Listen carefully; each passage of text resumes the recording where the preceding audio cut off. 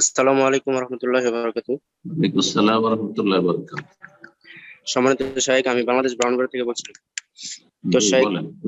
আমার আমার প্রশ্ন হলো যে অনলাইনে আমরা প্রায় দেখতে পাই কিছু সালাফি মানহাজের ভাইরা একজন ভ্রান্ত মানহাজের আলেমকে রদ বা খণ্ডন করতে আরেকজন ভ্রান্ত মানহাজের আলেমদের ভিডিও প্রচার করে।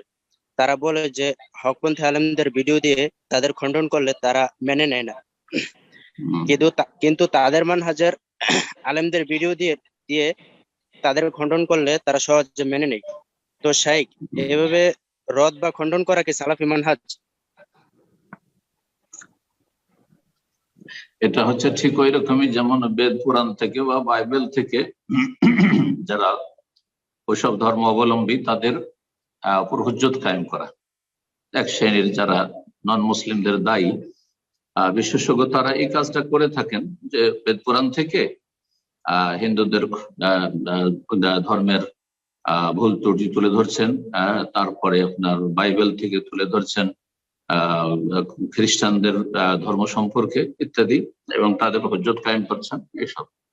কিন্তু এটাকে মূল করে রাখা, এটা কি মানে মুখ্য মনে করা, এটা কি প্রথমে পেশ করা আর কোরআন এবং হাদিসের দলিলকে পরে, এটি মোটেই সালাফি মানহাজ নয়, আর এটা জায়েজও নয়।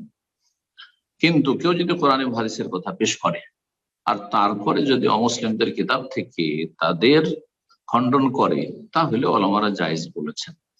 এখন বাকি থাকলো, এটা তো তার সাথে মাসলা বলে দিলাম, কারণ এই বিষয়টি গুরুত্বপূর্ণ।